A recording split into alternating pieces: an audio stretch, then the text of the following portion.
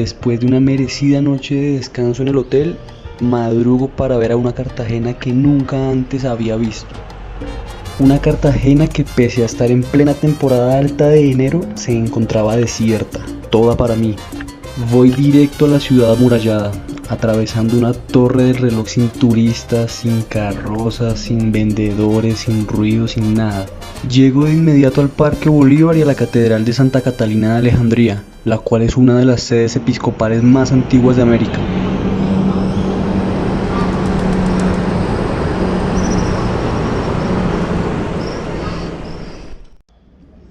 Quien haya venido a Cartagena no puede no haberse sorprendido con esta llamativa arquitectura colonial.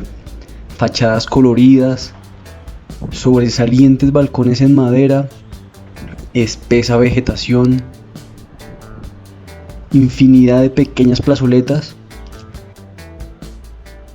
históricas y estrechas calles, las mismas que en los años 1600, cuando el tirano mandó, las calles de esta ciudad aquella historia vivió.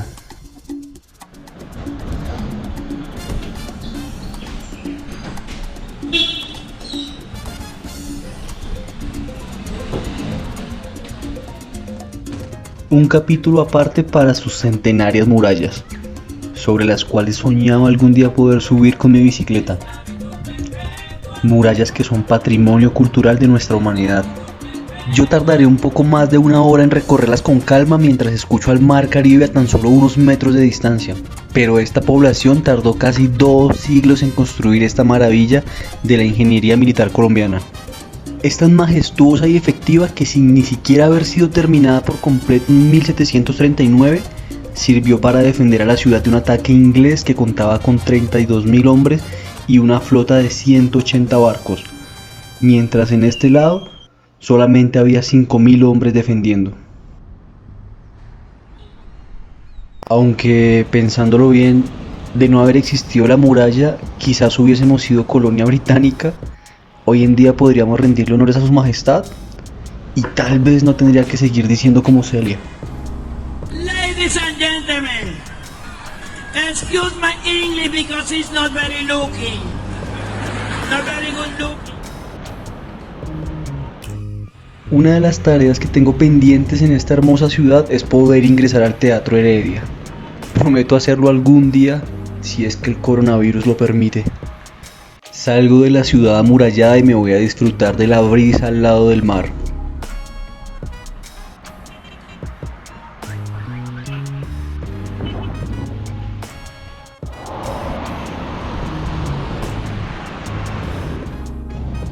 En donde empieza poco a poco a aparecer la gente, desde pescadores hasta deportistas.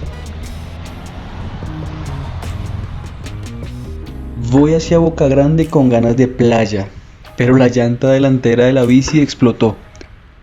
Afortunadamente había una tienda de bike house cerca, en donde me dieron un muy buen precio por el repuesto y me atendieron muy bien. Supongo que el constante calor y el desgaste después de 1500 kilómetros que llevo en este viaje le pasaron factura a mi llanta. Empiezo a retomar mi ruta de viaje y para ello pasaré inevitablemente por el muelle del centro de convenciones con sus emblemáticas esculturas de los Pegasos.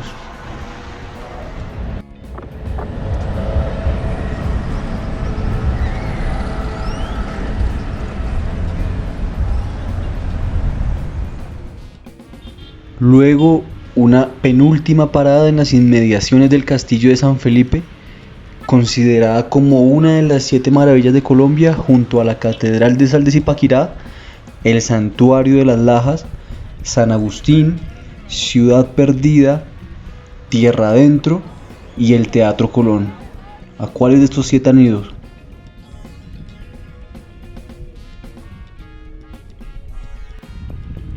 De acá salgo para mi última parada, el monumento a la India Catalina. ¿Alguno de ustedes sabe quién fue ella? Para mí sigue siendo un personaje enigmático, al cual personalmente tildaría más de villana que de heroína. En fin, después de tanto cuento, ahora sí retomo mi historia con la bicicleta. Dejaré a la ciudad de la champeta para ir camino a la Puerta de Oro, Barranquilla. Para ello tendré que recorrer un poco más de 120 kilómetros, en su mayoría planos, pero recibiendo alta resistencia por parte del viento que azota toda esta zona en esta época. De hecho, uno de los aspectos más duros de esta ruta es que es muy desolada, pocas tiendas para abastecerse y para rematar olvidé retirar dinero en efectivo antes de salir de Cartagena. Así que iba con las monedas contadas para comprar almuerzo y algo de hidratación por el camino. Apenas se sale de la ciudad se debe tomar un largo viaducto que pasa sobre la ciénaga de Tesca, cuyas aguas dulces son tristemente contaminadas por cerca del 60% de aguas negras de la ciudad. Como les decía previamente, no hay mucha vida a lo largo de esta carretera, así que es recomendable que lleven bastante líquido de alimentación, especialmente si van pedaleando al mediodía como hice yo. La vía cuenta con un buen espacio para los ciclistas. Tiene una que otra subida que va desgastando las piernas. Había zonas donde el viento intentaba frenarme e inclusive debía hacer fuerza para pedalear en una bajada.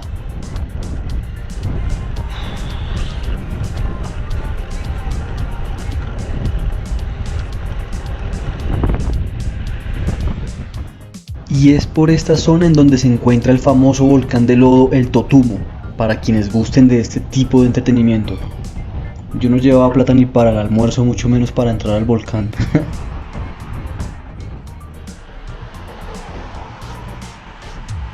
Después de un agotador recorrido voy pasando por Puerto Colombia, a sabiendas de que mi destino ya está muy cerca.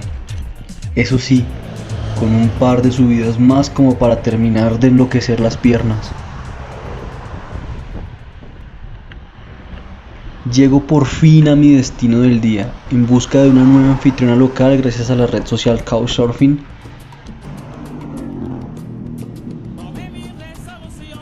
Y ya que empieza a llover, aprovecho para decir